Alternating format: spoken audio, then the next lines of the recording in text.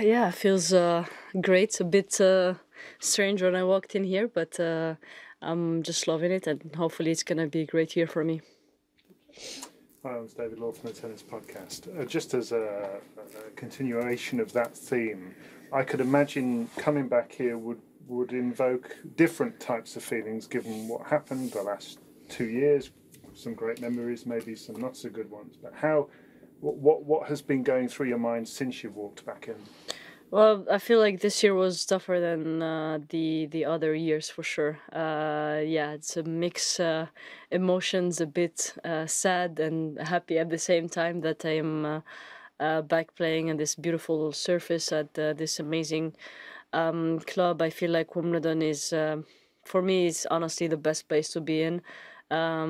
Just pure happiness at when I'm playing, when I practice also on court one. It was really like nice, and I look at my coaches like I really belong here. I wish I played maybe the 2 finals on court one.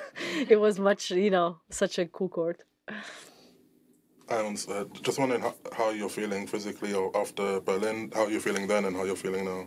Yeah, I'm feeling much better. Obviously, I honestly don't know what's really happened, if it's a flu or something else. But I've been hearing like a lot of things going on in UK, so I'm not sure what I have exactly. But yeah, it's taking me a bit of time to, health-wise, to get the flu out and everything. But hopefully, I will feel much better for Tuesday. But yeah, I've been practicing really well, not having any issues. So hopefully, it's gonna be great. Hi, I'm Simon Cambers from The Guardian. I think you've spoken in the past about scar tissue from last year and the year before. How important is it for you to sort of talk about that, to get it out there rather than keeping it all in? Yeah, keeping all in is not my favorite thing, to be honest with you, because I feel like I was doing that maybe all my childhood or a lot of when I was younger, and I working on myself, working a lot with my mental side, like coach, and she's teaching me how to accept the feelings that I'm feeling, and letting them out is really important. I encourage everyone to not keep inside. I do believe if you keep things inside, you'll probably get really serious illness. So I don't want to do that. So plus I like to be honest with you guys, and I like chatting with you. Hi, Ons, Alex McPherson from The Guardian. Elena was just saying that she found her current situation difficult because she's never really had a serious injury before. As someone who's had a few injuries yourself, I was wondering if you gave her any tips to stay strong and stay positive through it. She's young, she cannot complain. I'm old, that's why I have knee problems. No, she's, I spoke to her a little bit, obviously we practiced together on court one. I know it's very difficult for, such a top athlete to have serious injuries. I'm not sure how serious her injury is. I hope she will get through it. I feel like I advise her, like, she should look also on the emotional side, but not just the physical side. Is very important to do that. And I wish her all the best. And I feel like she needs to be positive and not tough with herself. She had such a difficult year, I believe, and hopefully, she will get through it. And honestly, even if she misses like this tournament, she's still young. She has a lot to go, and definitely not to force something and makes it even worse. Hi, Florence from Quality Shot. I was just wondering how you feel about your role inspiring players from your country and around the world, and what advice you'd give to young players. I hope I'm doing it well, to be honest with you. I try to give the best example on and off the court. I wish to see, my dream is to see more and more players, hopefully from Tunisia, from Africa, because I feel like we have amazing talent. It just, they need someone to show them the way. Obviously, I understand. I come from, a country that maybe not many gave me the advice, and probably if I look back, I would do things differently. But those things that I did also made me stronger. I tell them to believe in themselves, believe that they can be here at Wimbledon one day, be anywhere they want to be, and they will achieve it. And I'm open if they want to ask for any advice, for sure. In previous years, we've seen you kind of be really open about your goal setting coming here. I remember the picture of the trophy on your phone and that kind of thing. I wonder, how do you approach it this year in terms of your goal setting? Is that something you're kind of doing actively? How are you kind of looking at it? You know what I'm doing right now is maybe that's why I lost the 2 finals. I'm eating more strawberries here. I'm feeling like I've missed a little bit of strawberries. You know, just one match at a time. I try to enjoy it. You know, it's been a bit tough, but yeah. I mean, if I make it a 3rd year in a row to the final, that would be like a dream. And I know I have the capacity of doing it. I'm working on myself a lot, but yeah, I can see myself winning this beautiful tournament. Hopefully.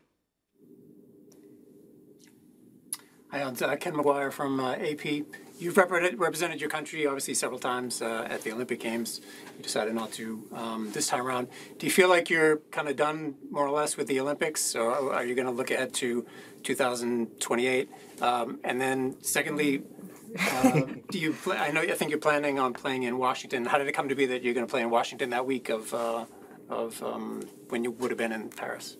I love representing my country, obviously, but the schedule this year is very, very tough. I have knee problems that could affect me a lot if I change a lot of surfaces, and going from hard to clay to grass to clay again and hard again, that would definitely ruin it. And my doctors told me not to take, you know, the risk for it. And obviously, I feel like I'm representing my country not just in the Olympics, but every year that I'm playing in a Grand Slam. For me, I feel like it's extra special, you know. And knowing that maybe I will not be 100%, I don't want to just go there and play 1 match or 2. I either go full or not. And honestly, don't want to risk the knee injury. Again, I love my country so much. I don't feel like I just represented in the Olympics, but also represent every week. And I wish all the best for all the Tunisians that they will be participating there. Yeah, it's a very tough decision, but unfortunately, tennis schedule is very, very tough. I wish they really considered, you know, the schedule this year with the Olympics. It would have been, you know, easier for so many players to play. Now, Washington, how did you choose Washington to go play? You know, I'm just preparing. I haven't played a lot at the beginning of the year. It's preparation for the US Open. And it's on hard, so I will continue playing on hard, not switching any other surfaces. And definitely the transition between grass and hard is much easier than grass and clay. We'll take one last question in English and then a couple in French, please. So tell us.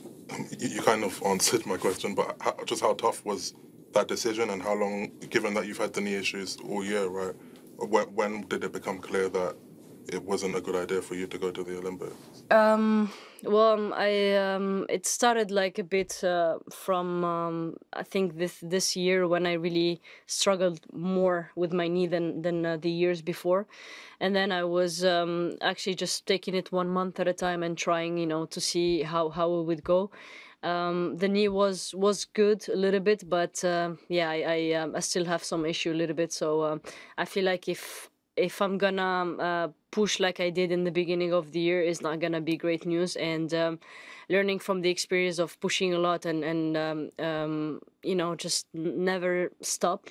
Because as an athlete, you always say, okay, yeah, maybe I can do more, maybe I can do better. And I discovered with my knee, it's connected a lot to my mental, you know, health, because at a certain time I lost a lot of my confidence on the court, and that affected me a lot. So yeah, I honestly didn't want to risk it again. So